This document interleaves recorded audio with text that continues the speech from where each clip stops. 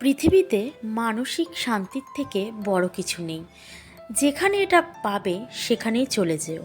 পেছনে ফিরে তাকানোর কোনো দরকার নেই। পেছনে ফিরে তাকালে আলটিমেটলি কিছুই পাওয়া যাবে না। তবে হ্যাঁ, মানসিক শান্তি আমি বললাম যেখানে পাবে সেখানেই পৌঁছে যেও। তবে অনেক ক্ষেত্রে কি হয়, অনেকের কিন্তু অনেক বাধ্যবাধকতা থাকে, দায় দায়িত্ব থাকে। সেখানে কিন্তু মানসিক শান্তি দেখলেও ছুটে চলে যাওয়া যায় না। যাওয়া যায় কি? তোমাদের কি মনে হয়? তোমাদের কাছে এটা প্রশ্ন রইল আমার প্রথমেই। তো আমার মানসিক শান্তি কি, সেটাই তোমাদেরকে আজকে আমি বলবো। তোমরা অনেকেই জানো, যারা আমার প্রথম থেকে আছো তারা অবশ্যই জানো যে আমি সবচেয়ে বেশি কিন্তু এই যে ফুল গাছ লাগাতে, তারপরে ফুল, এইসব জিনিসগুলো কিন্তু আমি ভীষণ ভালোবাসি। এটা কিন্তু একটা মানসিক শান্তির অন্যতম কারণ। আর আমার যখনই খারাপ লাগে না কেন, তখনই কিন্তু আমি আমার ছাদে চলে যাই। ওখানে গিয়ে কিন্তু কিছুক্ষণ থাকি। কিছুক্ষণ যদি কোনো গাছের গোড়ায় যদি দেখি যে নোংরা হয়েছে, ওগুলোকে পরিষ্কার করি। তাতে করে কি হয়, মনে হয় যেন অনেক কিছু করেছি আর শান্তি লাগে। আর একটা কথা বলি, আমাকে অনেকেই তোমরা বলো, আমাকে ভালোবাসো বলেই বলো যে জয়া এত কাজ করো না। আমাকে বলো যে এত বড় বড় টব এগুলো কিন্তু নিও না। হ্যাঁ, তোমাদের ভয়ে কিন্তু আমি উঁচু করিও না। হয়তো যখন অফ ক্যামেরায় থাকি তখন করি একটু একটু কাজ, কিন্তু তোমাদেরকে ওই কাজগুলো আমি দেখাই না। আমি জানি আমাকে যারা ভালোবাসো তোমরা, তোমাদের খারাপ লাগবে আমি ওই বড় বড় টবগুলো উঁচু করে করে এক জায়গা থেকে আরেক জায়গায় নিচ্ছি। এগুলো কিন্তু খুব কষ্টের কাজ। হ্যাঁ, পরে কিন্তু আমার পিঠে ব্যথা হয়, কারণ ওই যে বালতিগুলো কিন্তু অনেকটাই বড়, তাই না? এটাই হচ্ছে আমার মানসিক শান্তি বলতে পারো। আর ওই কাজগুলো কিন্তু প্রচুর কষ্টের হলেও আমি কি সুন্দর হাসি মুখে ওই কাজগুলো করে ফেলি। মনে হয় যেন ঠিক আছে, বাগানটাকে একটু সুন্দর লাগবে, আরও অনেক অনেক ফুল গাছে ভরে উঠবে। ওইগুলোই চাই। আগে যেন কি করতাম, বাগানে যেতাম, আর কদিন পরে এটাই করবো আবার। যখন বর্ষাকাল আসে না, তখন আমার বাগানের চারিপাশে ফুল গাছে মানে বীজ পড়ে চারিদিকে কিন্তু হতেই থাকে। ওইগুলোকে এক এক সময় মনে হয় যে এত জিনিস দিয়ে কি করব, ফেলে দিই, কিন্তু আমি ফেলতেও পারি না। তো যাই হোক, অনেক কাজ, মানে কাজ না, সরি, অনেক কথাও বললাম, কাজ তো করলামই, তার সঙ্গে সঙ্গে কিন্তু আমি নিজের পরিচয় এখনও দিইনি। তো good morning and welcome back to my channels Jaya's world. আশা করছি তোমরা সবাই খুব ভালো আছো, আমিও ভালো আছি। আর ওই যে ফুল গাছটা দেখালাম না, আর কিছু বলবো না, ফুল গাছের কথা অন্য দিন বলবো। তো দেখতেই পেলে যে সকাল সকাল কিন্তু চা খেয়ে আমি চলে গেছিলাম ফুল আনতে। আর ওই এখন কয়েকদিন ধরে ফুল কেনা হচ্ছে, কিন্তু গাছ থেকে তুলে আনা একটা আলাদাই মজা, তাই না? যদিও ছাদের গাছে জয়া হাত দিতে দেয় না, কিন্তু নিচের গাছ একদম সব ঠাকুরের জন্য। তো ওখান থেকে এসে কিন্তু কিছু কাজও করে নিলাম। এই যে বিছানা চাদর দুটো দেখছো, এই একটা গায়ে দিই, আর একটা হচ্ছে গিয়ে পাতি। যেটা পেতেছিলাম ওর মধ্যে বোতলের মানে হাফ বোতল জল পড়ে গেছিলো, এবার ভেজা ভেজা হচ্ছিলো, ভাবলাম যে ছাদে নিয়ে গিয়ে রোদে দিই। তোর রোদে কি দেবো, কেচেই দিই। তো কেচে দিয়ে অন্য একটা চাদর পেতে নিলাম। না, নতুন চাদর না, এটাও পুরনোই চাদর।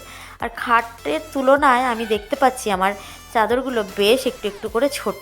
তো ভাবছি যে বেড কভার না কিনলেই নয়। আছে যেগুলো, ওইগুলো আর পাততে ইচ্ছে করছে না। সুতির কেনার ইচ্ছা আছে। সুতির যেগুলো আছে একটু একটু ছোট মনে হচ্ছে এই খাটটার জন্য। কি করতাম তো, আমি মার জন্য এনে দিয়েছিলাম রানাঘাট থেকে।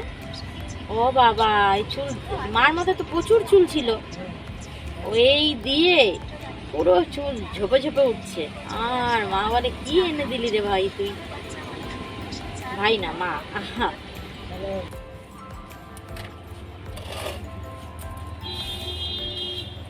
আর সবসময় দুটো প্লাস্টিক আনতে হয়, একটা এনে মরেছি।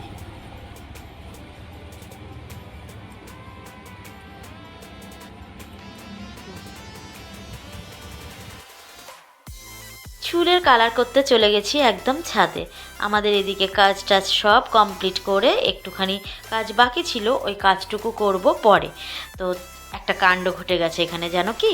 চুলের কালার এনেছিল ব্ল্যাক কালার, হয়ে গেছে পুরো ভায়োলেট কালার।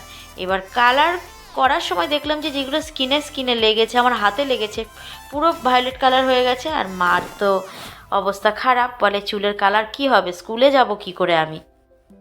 তোমরা ভাবতে পারো যে বাড়িতে পেশেন্ট আছে আবার চুল কালো কেন করছে। এইগুলো দেখো নিজেদের একটু একটু যত্ন করতে হয়, সবাইকে তো আর পেশেন্ট হয়ে বসে থাকলে হয় না, না।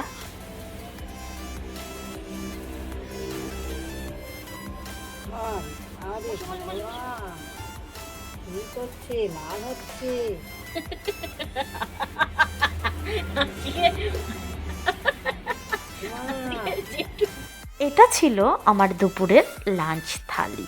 কেমন লাগছে বলো, আমি জানি তোমাদেরও পছন্দই হবে। করে খেয়ে দিয়ে চলে এলাম। আর আজকে তো আমাদের তিনজনের জন্য ভাত হয়েছিল, আমার আর বাবার আর হচ্ছে আমার বাবুর জন্য। আর জেঠু আর মা খেয়েছে।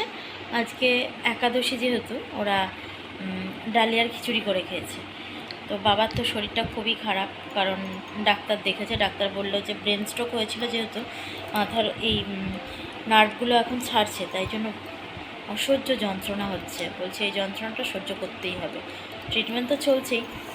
আর জ্বর আসছে, এই ব্যথার জন্য জ্বর আসছে, খুবই কষ্ট হচ্ছে। উনি তো নামমাত্র খেলো। তো যাই হোক, আমি তো ওই সম্পর্কে কোনো কথাই বলি না। ঠিক আছে, তাহলে এখনকার মতো এই পর্যন্ত, আবার বিকেলবেলা দেখা হবে। টাটা। এখন আমরা চলে এলাম একদম লাস্টে।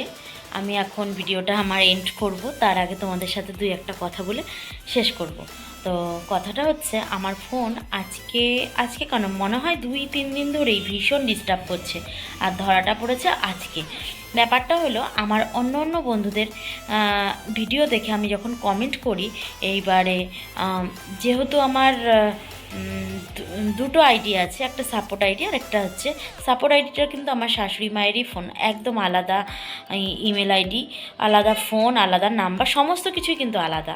ওই একটা ফোনের মধ্যে যে লোকে দুটো সাপোর্ট করে রাখে, আমি কিন্তু তেমনও করে রাখিনি। তো ওই ফোনটা এখন এখানে নেই, না হলে দেখিয়ে দিতাম।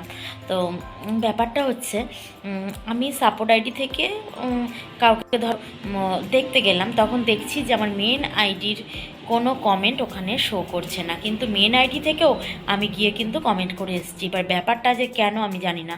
এবার সবাই তো আমার সাপোর্ট আইডি চেনে না, সেক্ষেত্রে এখন ইউটিউবটা যেহেতু এটা বলতে ইচ্ছা করে না, তাও বলি, গিভ অ্যান্ড টেক পলিসি হয়ে গেছে। আমি কিছু দেবো, তুমি তার পরিবর্তেই তো দেবে, তাই না? হ্যাঁ, এটা যে শুধুমাত্র আমার বন্ধুদের ক্ষেত্রে হয়েছে তা নয়, আমার ক্ষেত্রেও। যেমন ধরো, আমাকে যদি আমি ভিডিও দেখার আগে কোনো বন্ধু যদি আমার ভিডিও দেখে, সেক্ষেত্রে তখন আমার মনে পড়ে যে বাবা, আমার তো এই বন্ধুটার ভিডিও দেখা হয়নি, তাহলে আমি গিয়ে দেখে আসি। তো তেমনই হয়তো বা কোনো বন্ধু আমার কমেন্টের আশায় থাকে, যে আশা কি খেয়াল থাকে না, আজকাল এত ইউটিউবার হয়ে গেছে ঘরে ঘরে, তো সবাই তো ভিডিও করে, সেক্ষেত্রে খেয়াল থাকে না যে কার ভিডিও দেখেছি কার ভিডিও দেখিনি। যখন কমেন্ট সেকশনটা চেক করা হয়, ও এরা আমার ভিডিও দেখেছে, তাহলে এদের ভিডিওগুলো আগে দেখি। তো সেই প্রবলেমটা হয়তো আমার হয়েছে। আমি কিন্তু মানে সকাল থেকে এই পর্যন্ত অনেকের ভিডিও দেখে গেছি, সবাইকে আমি কমেন্টও করেছি।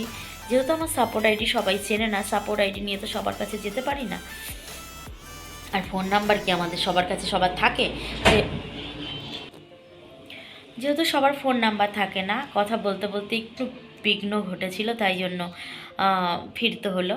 তো এবার সবাইকে তো এইভাবে ফোন করে বলা যায় না যে আমি কিন্তু তোমার ভিডিও দেখেছি, এটা সম্ভব নাকি? তাই আমি বলছি যে বন্ধুরা, আমি কিন্তু তোমাদের ভিডিও দেখে আসছি, তোমরা আমার কমেন্টের আশা করে যারা যারা বসে আছো, বসে না থেকে আমার নোটিফিকেশনটা যখন তোমার ফোনে যাবে, প্লিজ একটু দেখে নিও। আজকে 4-5 ঘন্টা হয়ে গেছে আমি ভিডিও ছেড়েছি, জানো, মাত্র কয়জন দেখেছে বলতেও লজ্জা লাগে। থাক, ছাড়ো, ও কথা বাদ দাও। হয় আজকে হয়নি, কালকে হবে, সে নিয়ে ভাবি না। কিন্তু আমার ফোনে যে এই প্রবলেমটা হয়েছে, তোমরা যদি কেউ এর সলিউশনটা জানো, তাহলে আমাকে অবশ্যই একটু বলো, কেমন? তাহলে আজকে তো আমার যা প্রবলেম হয়েছে, সেই প্রবলেমটা তোমাদের সাথে আমি শেয়ার করলাম। আমি জানি তোমরা যদি এই প্রবলেমের সলিউশন জানো, অবশ্যই আমাকে জানাবে, কমেন্টের মাধ্যমেই জানিও, তাহলে আমার জানতে সুবিধা হবে। আর যাদের কাছে আমার ফোন নাম্বার আছে তারাও যদি এই প্রবলেমের সলিউশন জেনে থাকো তাহলে আমাকে একটুখানি জানিয়ে দেবো প্লিজ। তো আজকের মতো এই পর্যন্তই। যদি আমার ভিডিওটা তোমাদের ভালো লেগে থাকে তাহলে অবশ্যই পাশে থেকে যেও। নতুন বন্ধুদের বলছি, পুরনো বন্ধুরা অবশ্যই আমার নোটিফিকেশান পেয়ে এসে যেও, কেমন?